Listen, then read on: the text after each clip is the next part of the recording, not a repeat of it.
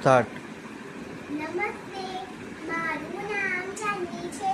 હું senior KG એમાં ભણું છું.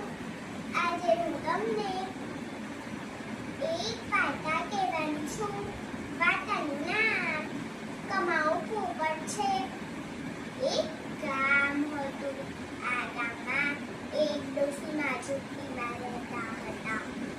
ઝૂંપડીની બહાર એક મોટું લીમડાનું ઝાડ હતું. આ ઝાડ ઉપર ઘણા બધા પક્ષીઓ આવે. ડોશીમાએ આમાંથી કાગડો અને પોપટને પાળેલા હતા.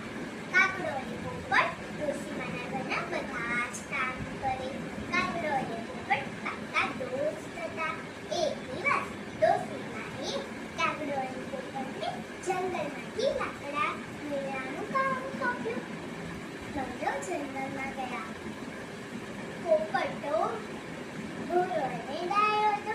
એ તો જંગલમાંથી બધા જ લાકડા મેળવી લીધા.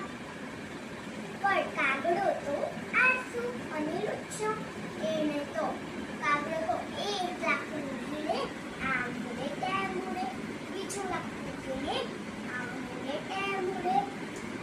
પછી કાગડાની તો નાની ભારી બંધાય, પોપટની તો મોટી ભારી બંધાય.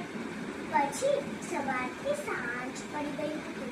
એટલે પોપટભાઈ બોલ્યા, કાગડાભાઈ સવારથી સાંજ પડી ગઈ છે, ચાલ આપણે આપણા ઘરે જઈએ. કાગડાભાઈ કહે, હા ચાલો.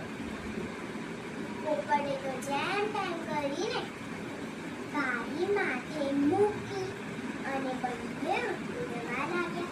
જ્યારે ઘર નજીક આવ્યું ત્યારે જ કાગડાભાઈ બોલ્યા, ઓ પોપટભાઈ, તમારી તો આટલી મોટી બારી ઉચકીને તમારો પગ દુખી ગયો હશે, તમારી પાંખ દુખી ગયા હશે અને તમારા હાથ પણ દુખી ગયા હશે.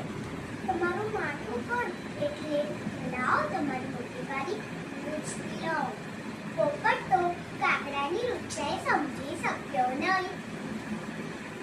પોપટે કાગડાને મોટી બારી આપી અને કાગડાએ એને નાની બારી પોપટને આપી. એના પછી ડોશીમાએ તો જોયું કે કાગડો મોટી બારી લાવ્યો છે અને પોપટ નાની બારી લાવ્યો છે. એટલે